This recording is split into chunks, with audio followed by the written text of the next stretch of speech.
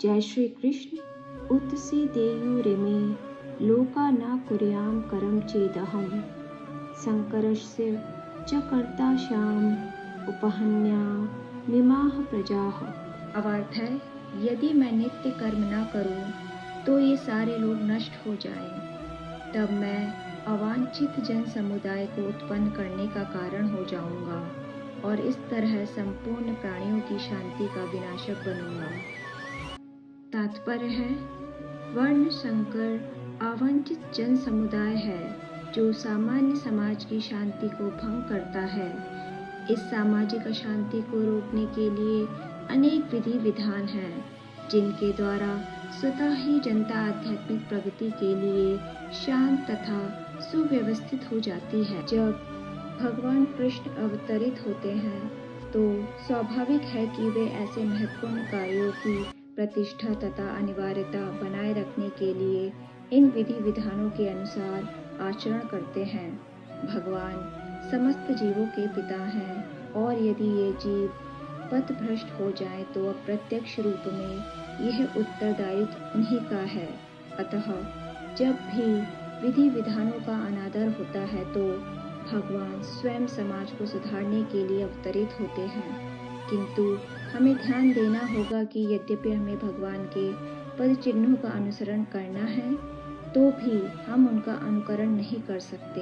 अनुसरण और अनुकरण एक से नहीं होते। हम गोवर्धन पर्वत उठाकर भगवान का अनुकरण नहीं कर सकते, जैसा कि भगवान ने अपने बाल्यकाल में किया था।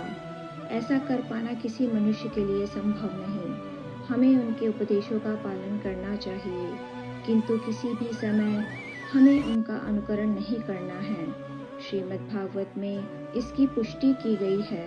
मनुष्य को भगवान तथा उनके द्वारा शक्ति प्रदत्त सेवकों के उपदेश का मात्र पालन करना चाहिए। उनके उपदेश हमारे लिए अच्छे हैं और कोई भी बुद्धिमान पुरुष बताई गई विधि से उनको कार्यान्वित करेगा। फिर भी मनुष्य को सावधान रहना चाहिए कि वह उनके कार्यों का अनुकरण न करे। उसे शिव जी के अनुकरण में विष का समुद्र नहीं पी लेना चाहिए। हमें सदैव ईश्वरों की या सूर्य तथा चंद्रमा की गतियों को वास्तव में नियंत्रित कर सकने वालों की स्थिति को श्रेष्ठ मानना चाहिए। ऐसी शक्ति के बिना कोई भी सर्वशक्तिमान ईश्वरों का अनुकरण नहीं कर सकता। शिव जी ने सागर तक के विष का पान कर लिया, किंतु यदि कोई सामान्य व्यक्ति विष की एक भी बूंद पीने का यत्न करेगा तो वह मर जाएगा। शिव जी के अनेक छद्म भक्त हैं जो गांजा तथा ऐसी ही अन्य मादक वस्तुओं का सेवन करते रहते हैं, किंतु वे ये भूल जाते हैं कि इस प्रकार शिव जी का अनुकरण करके वे अपनी मृत्यु को निकट बुला रहे हैं। इसी प्रकार भगवान कृष्ण के भी अनेक छद्म भक्त हैं जो भगवान की रासलीला या प्रेम नृत्य का अनुकरण करना चाहते हैं, किंतु यह भूल जाते हैं कि वे गोवर्धन पर्वत को धारण नहीं कर सकते। अतः सबसे अच्छा तो यही होगा कि लोग शक्तिमान का अनुकरण न करके केवल उनके उपदेशों का पालन करें, ना ही बिना योग्यता के किसी को उनका स्थान ग्रहण करने का प्रयत्न करना चाहिए।